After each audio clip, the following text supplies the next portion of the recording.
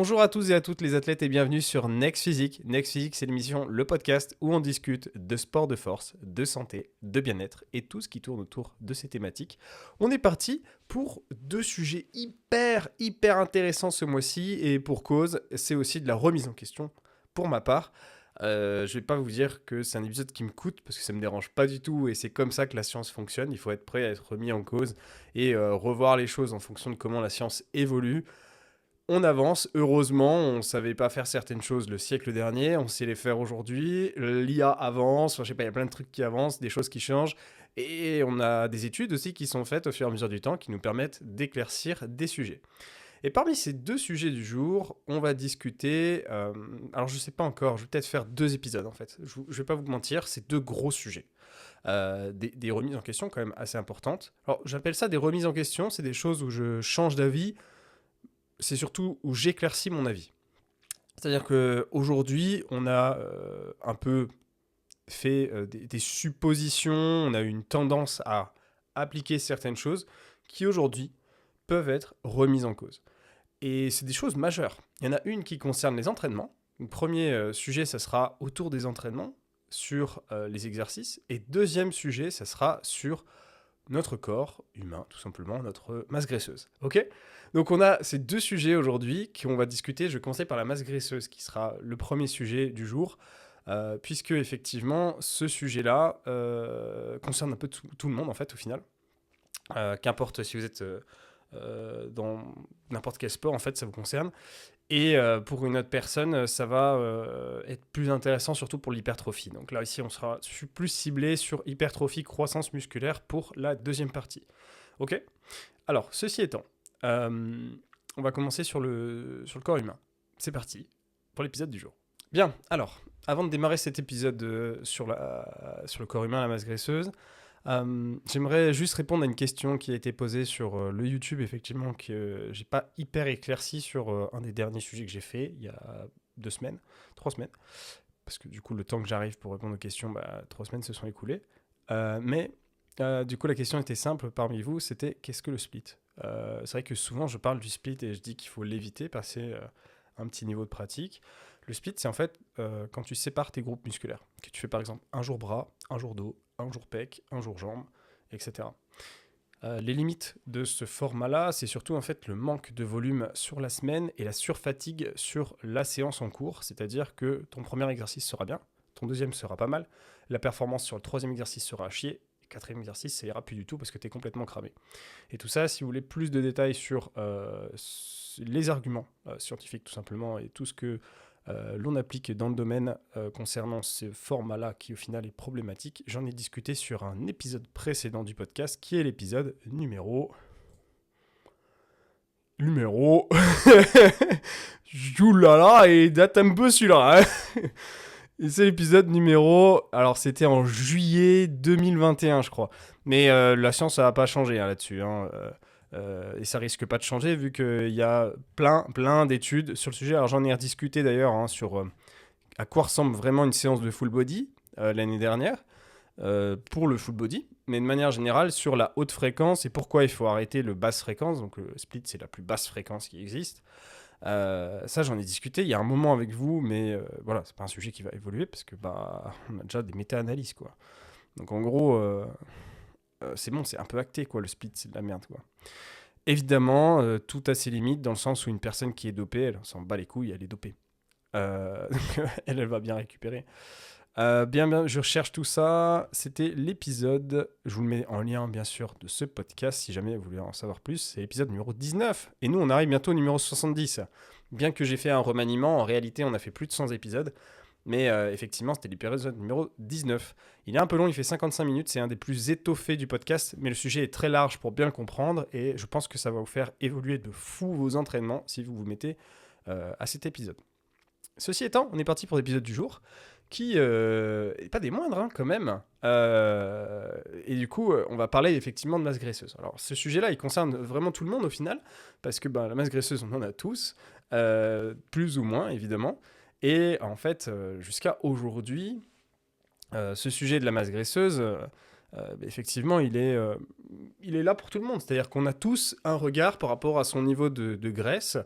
Et il y a une partie de graisse vitale, évidemment, il y a une partie de graisse supplémentaire, et pour certaines personnes, un peu trop. L'idée étant de savoir, en fait, quel est le pourcentage de masse graisseuse optimal, et quel est, en fait, tout simplement l'endroit où il faut se limiter. Et là-dessus, en fait, on se référence pas mal souvent à une préférence personnelle, tout simplement, quel est l'endroit où vous vous situez bien et à combien vous voulez être. Certaines personnes essayent d'y atteindre, essayent d'aller à ce niveau de masse graisseuse-là, d'autres y sont déjà et y restent, d'autres tournent autour de ce taux de masse graisseuse-là, d'où les cycles, sèche, prise de masse, je remonte, je redescends, et je reste toujours à peu près sur ce seuil-là, ou en tout cas, voilà, je jongle autour, ça va dépendre de votre pratique, de vos objectifs. Effectivement, la prise de masse, c'est la sèche, ça concerne beaucoup plus des pratiques de type bodybuilding, souvent, bien que ça reste intéressant aussi dans d'autres sports de renforcement, évidemment. Mais donc, que ce soit du power ou même du crossfit en réalité, à moindre échelle évidemment. Mais du coup, on a quand même une question de préférence personnelle sur le sujet. Parce que certains n'aiment pas perdre de vue leurs muscles ou de la définition ou tout simplement comment ils se sentent dans certains vêtements. Maintenant, c'est pas qu'une affaire de goût personnel en fait sur le plan scientifique. On a d'autres choses à prendre en compte.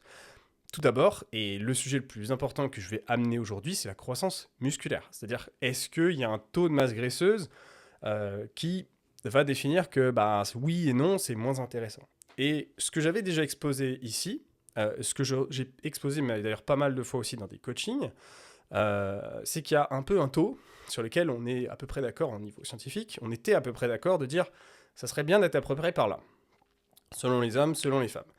Ce taux, aujourd'hui, c'était un peu l'idée d'une femme d'être au moins à 18-19% grand minimum et maximum 25-28% selon les tissus effectivement de cette femme. Selon les tissus et surtout bien sûr la génétique au niveau de la poitrine, des hanches et compagnie. Et après pour un homme, on a moins cette question-là évidemment bien sûr. On est plutôt sur du 10 à 17%.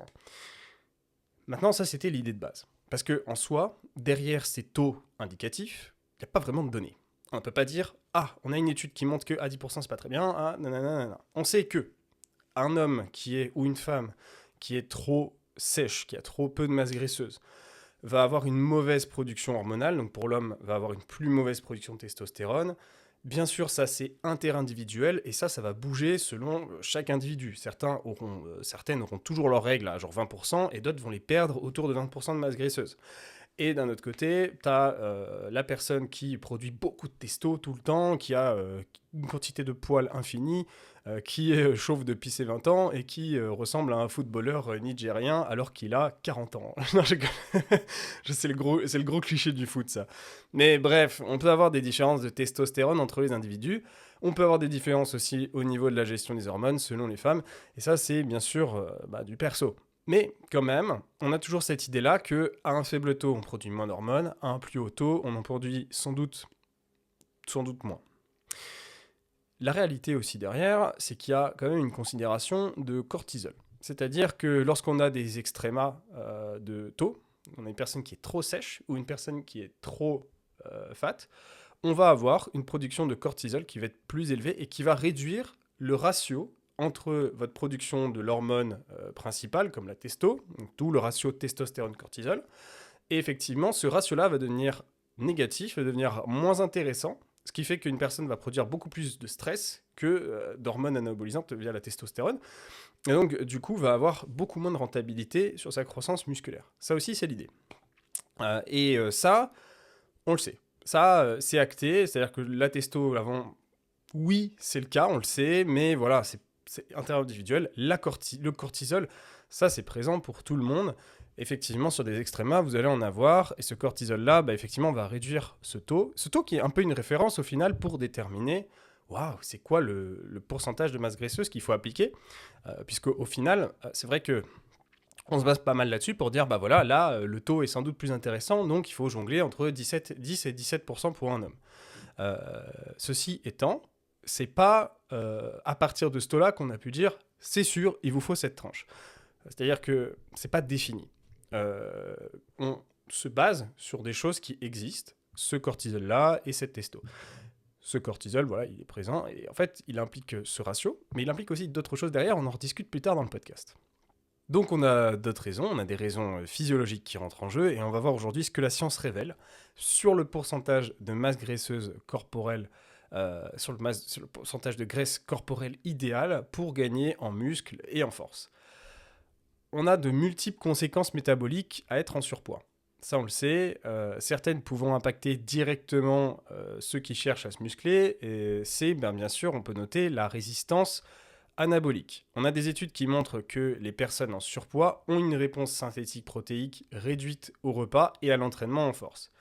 Bien que les données ne soient pas entièrement claires, on a une tendance générale qui indique un impact négatif sur la synthèse protéique myofibrillaire et essentielle à la croissance musculaire. Donc, on a à peu près cette idée-là sur cette synthèse-là et sur la production de force. Et quel est l'impact derrière ? Alors, on a des impacts du surpoids. Tout simplement, avec un surpoids et du coup tous les autres sujets qui rentrent en compte, on a effectivement un dysfonctionnement mitochondrial et une résistance à l'insuline. Cela diminue la capacité musculaire à produire de l'énergie, ça affecte la performance à l'exercice et par conséquent la croissance musculaire. Ok.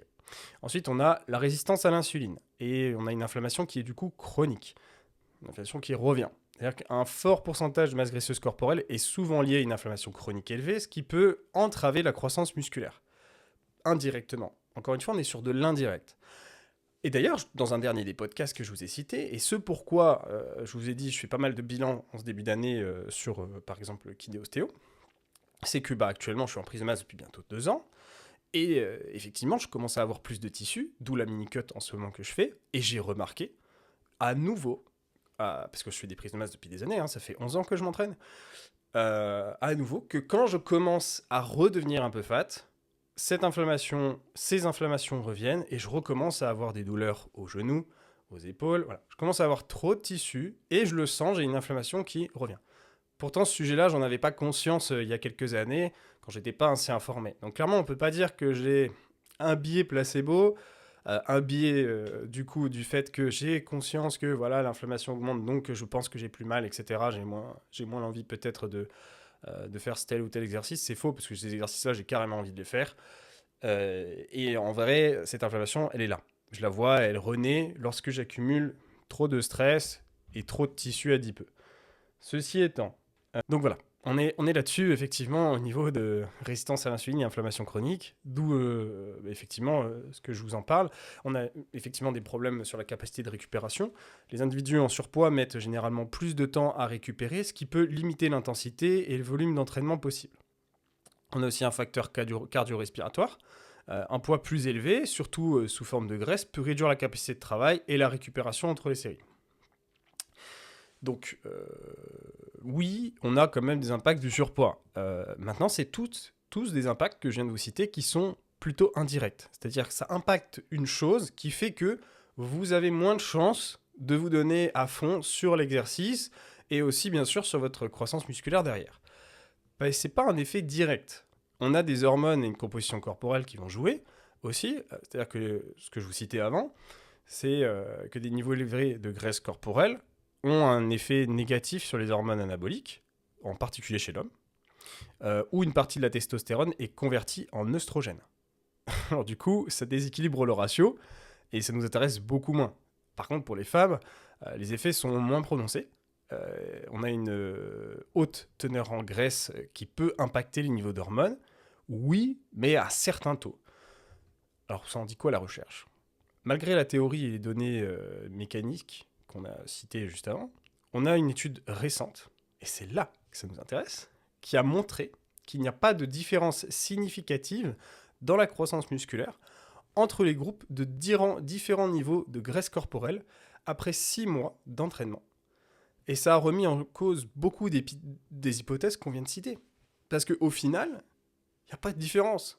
Alors du coup, souvent on s'était dit, voilà, à 17%, 18%, mon cochon, il faut arrêter la prise de masse. Parce que là, t'es plus très rentable. Regarde, tu construis potentiellement plus trop de muscles. Alors on a tous les effets précédents qu'on a cités, qui vont venir effectivement peut-être impacter, voire augmenter cette difficulté à prendre du muscle.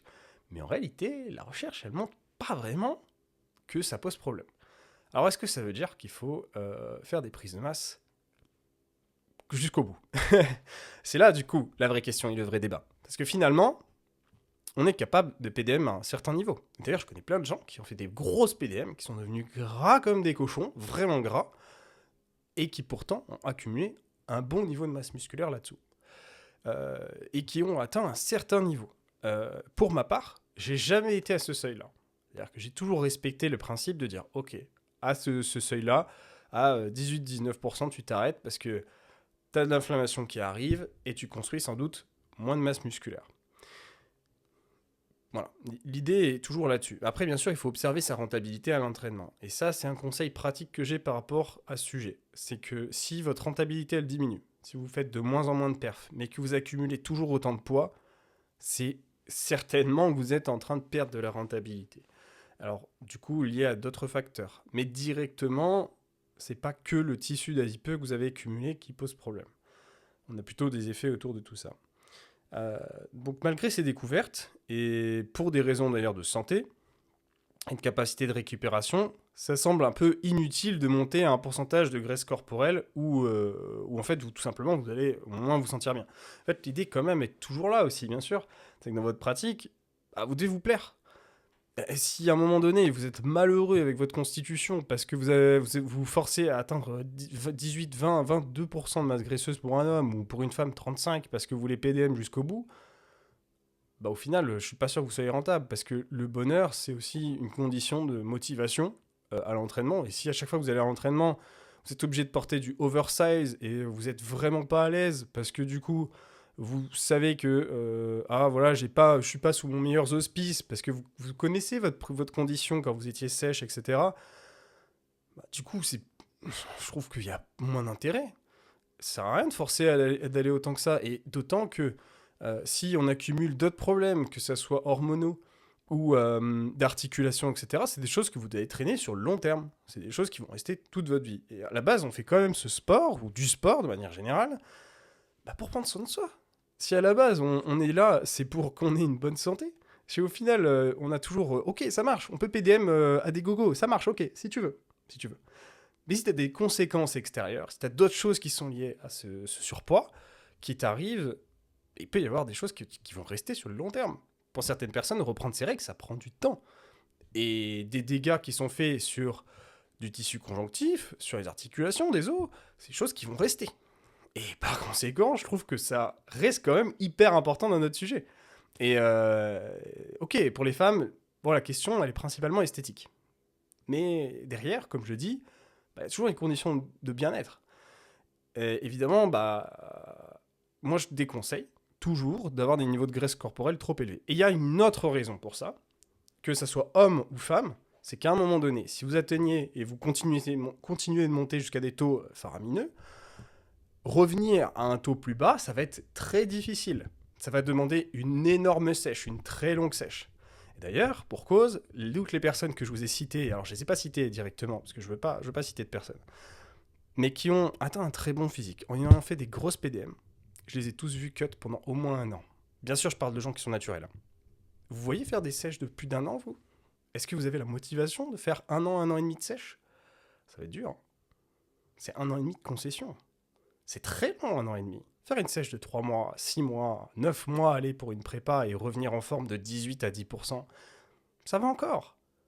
1 an et demi, à chaque fois, pour des gens qui ont atteint 20, 25%, et c'est long, sa mère. Et puis d'un autre côté, c'est un gros sacrifice de faire une sèche sur aussi long terme. Parce que ça implique un métabolisme qui va diminuer petit à petit, et donc besoin de manger très peu à la fin de cette période. Je suis plutôt partisan d'extréma franchement de 7 à 10% maximum. Admettons que vous êtes monté à 30, vous voulez revenir à 20% pour une femme, ça reste faisable, ça va être long, c'est un gros travail. Mais franchement, au-delà de ça, je trouve que c'est beaucoup trop long. Et en fait, au final, vous risquez surtout d'accumuler. C'est ça le plus dur, en fait. C'est ce qui fait que je trouve que cette question je reste toujours un peu sur mes positions, mais pas trop. C'est-à-dire que maintenant, pour moi, je me dirais pas, voilà, j'ai 19%, c'est tout, il faut que tu t'arrêtes. Ça se passe bien, je continuerai. Mais pas beaucoup. Parce que derrière le travail qui sera à mettre en place pour repasser à un niveau sec, il va être très dur. Parce que vous allez accumuler des couches de graisse qui vont être beaucoup plus dures à perdre. Ok, les premières couches de graisse, c'est plus facile à perdre. Mais tout ce qui s'est accumulé en dessous et tout ce qui est beaucoup plus profond, ça met du temps à perdre. Et plus vous en accumulez de ces couches-là, plus c'est la merde pour les perdre. Et ça va prendre vraiment du temps. Donc en gros, ne laissez pas les choses se tasser. Et revenez pas en fait au problème de base que plein de personnes ont dans le monde. Au final, il y a plein de personnes qui ont déjà ces problèmes et qui ont des niveaux de graisse qu'elles ont accumulés depuis des années et des années. Et ça prend du temps de les perdre. C'est difficile. Et au final, si on se retrouve à dire ouais, mais c'est bon, je continue de gagner du muscle pour retourner au problème de base, en fait, on n'a rien compris. Je suis désolé, mais moi j'ai l'impression qu'on n'a rien compris à de base les objectifs d'un humain et son fonctionnement. Est-ce que je me trompe? Je suis complètement fou et j'ai pas une obsession de sèche. Hein. Vraiment, vous le savez, je pense très bien ceux qui me connaissent. J'hésite pas à faire des PDM qui sont longues, qui sont rentables. Ça c'est vrai par contre. Ma PDM elle fait quand même plus de 2 ans. J'ai des mini-cuts à l'intérieur. Je fais attention à ma rentabilité. Je ne vais pas accumuler du tissu adipeux pour rien. Et si c'est le cas, mini-cut. Comme là, j'ai fait une dépression l'année dernière, j'ai fait une mini-cut. Mais cependant, je ne suis pas resté à 10%, 12%, là où je fais mes meilleurs photoshoots, mes meilleures vidéos. Je n'ai pas du tout un complexe d'être en sous-masse graisseuse, d'être absolument sec. Franchement, je m'en bats les couilles. Mais par contre, c'est vrai que... ça a quand même son importance en termes à la fois de santé sur les tissus, je trouve, et bien sûr de bonheur, et forcément aussi derrière de difficulté à devoir revenir en sèche. Ça va être dur. En conclusion, bien que la graisse corporelle n'affecte pas directement votre croissance musculaire, elle peut impacter votre capacité de récupération et de travail. On a maintenant ce choix de bulker qui doit être... donc de bulker, de prise de masse, qui doit être équilibré. Vous devez prendre en compte votre santé, votre esthétique bonheur, comment vous vous sentez avec vous-même, et votre récupération. Si je devais garder des taux, je recommanderais toujours les mêmes. Donc là-dessus, je ne change pas d'avis. Hein. Je recommande toujours pour un homme de rester entre 10 et 18. Pour une femme, pareil, je resterai sur les mêmes recommandations que celles qu'on a dans le consensus scientifique, dans notre domaine. Mais je ne recommanderais pas vraiment de trop dépasser ce seuil. Vous pouvez, si ça vous permet d'atteindre une compétition. Je trouve que dans ces intérêts-là, ça peut se négocier. Admettons, voilà, en termes de calendrier, vous avez à peu près 3 mois à perdre, c'est-à-dire que c'est pas encore le moment de sécher, mais plutôt dans 3 mois, ça serait intéressant de commencer la sèche. Pourquoi pas faire 3 mois de prise de masse supplémentaire et dépasser un peu le taux? Dans des conditions comme ça, oui. Maintenant, si c'est pour dépasser le taux et que ça n'ait pas de sens derrière, franchement, ça va être trop dur après le travail. Ça va être hyper chiant, vous allez passer un temps phénoménal et ça va vraiment pas être marrant. Donc, prenez soin de vous. C'est vraiment mon conseil général sur lequel je terminerai cette partie sur la masse graisseuse. J'ai changé d'avis dans le sens où je suis ouvert à la question. Je trouve que c'est possible de dépasser ce taux-là et d'avoir de très bons résultats. Je l'ai vu, hein. On l'a vu. Mais il y a d'autres problèmes en fait derrière. Donc, prenez soin de vous.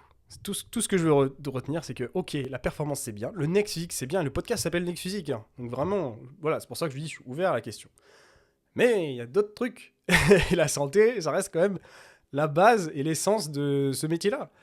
Moi, je suis un professionnel de santé à la base. Je suis pas là pour dire à tout le monde devenez gras comme des cochons, quoi. Enfin, je trouve que ça va pas dans son sens. Et aujourd'hui, je trouve que on a de plus en plus tendance à être sur des niveaux de graisse corporelle beaucoup plus élevés chez les pratiquants.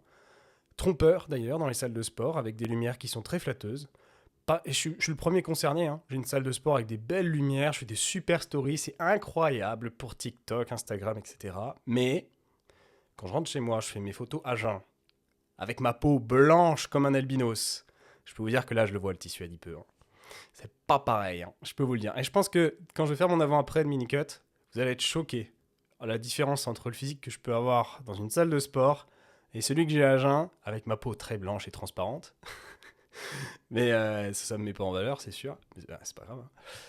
Mais c'est vrai qu'on est trompé aussi par ces salles de sport qui nous mettent en valeur. Et c'est un intérêt aussi, bien sûr, c'est de bien se sentir dans la salle de sport. Donc, c'est vrai que les lumières, tout ça, c'est aussi important pour elles, pour ces salles. Mais il ne faut pas oublier que derrière, ce n'est pas la réalité.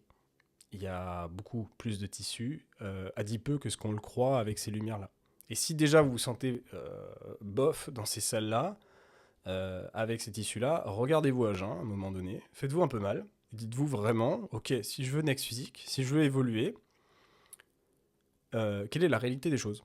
Et je trouve que c'est un super exercice qui va faire mal, c'est vrai. Mais derrière, on en apprend plus sur soi-même, ça nous permet d'avancer. Et il n'y a rien de mieux que de se confronter à la réalité, d'ouvrir son esprit et de ne pas être fermé à différents sujets. Comme aujourd'hui, je vous le dis, je ne suis pas du tout fermé à ce sujet-là. Il y a des considérations, voilà, c'est tout. Ok. D'ici là, prenez soin de vous, faites pas trop de bêtises. J'espère que cet épisode vous aura plu. Si c'est le cas, comme d'habitude, n'hésitez pas pour l'échange de valeurs à m'aider en retour. Merci à ceux qui le font et qui laissent un commentaire, etc. Vous êtes seulement 10% des auditeurs à le faire. Donc franchement, déjà, c'est sympa, mais il y en a beaucoup qui me le mettent. Donc c'est pas cool. Aidez-moi, s'il vous plaît. Un petit like, un follow, une note sur Apple Podcast, Spotify, YouTube, là où vous êtes. Merci à vous. Je vous souhaite de passer une très bonne semaine. À plus. C'était Julien. Hey! Tu as bien écouté ce podcast? J'espère qu'il t'a plu. C'est Julien, je suis créateur du podcast Next Physique, mais aussi coach depuis de nombreuses années. Avec un bon développement depuis 5 ans maintenant, j'ai pu aider des centaines de personnes à se transformer physiquement, mentalement et devenir la meilleure version d'eux-mêmes. À l'origine, je dirigeais une équipe qui s'appelle MFT, Mystic Tidings. On souhaitait réunir les meilleurs conseils et spécialistes afin d'obtenir un quotidien optimisé et devenir un vrai athlète, à sa façon. Et c'est pour ça que je vous appelle les athlètes en fait. Mais tout ça, sans être frustré avec son sport. C'est vraiment quelque chose d'important pour moi et j'imagine pour vous aussi. Avec un quotidien optimisé, vous pouvez faire votre vie, tout simplement, gérer votre diète avec plaisir et désormais, je suis devenu un peu un expert en la matière. Next Physique s'inscrit dans la lignée de l'esprit de ce coaching. Je souhaite le meilleur pour chacun de mes élèves afin que vous puissiez gérer vos PR, votre vraie surcharge progressive et ainsi atteindre votre Next Physique. Car c'est un suivi, donc je suis présent tous les jours pour assurer la meilleure évolution possible de la personne et c'est pour ça que j'ai décidé à l'initial de faire du coaching en ligne et pas en salle. Oubliez les diètes sans cookies, oubliez les exos qui changent à gogo chaque semaine parce que c'est du marketing. Ici, on va progresser sur les exercices et bien sûr des exos qui vous plaisent et qui rentrent dans votre emploi du temps, votre salle de sport et son agencement. C'est un tandem, ça se passe entre vous et moi pour construire une équipe qui avance ensemble. Je vous prépare le terrain, j'assure vos arrières et vous faites le job à l'intérieur du terrain. Les coachings sont sur réservation. Si tu écoutes ce podcast, c'est que tu es intéressé par l'optimisation de tes résultats et je suis sûr qu'on ira du coup loin ensemble. Contacte-moi directement sur Instagram pour qu'on en discute et qu'on regarde mes disponibilités de réservation ou qu'on s'appelle tout simplement si tu veux qu'on en discute. Plus d'informations sur le suivi en lien en description.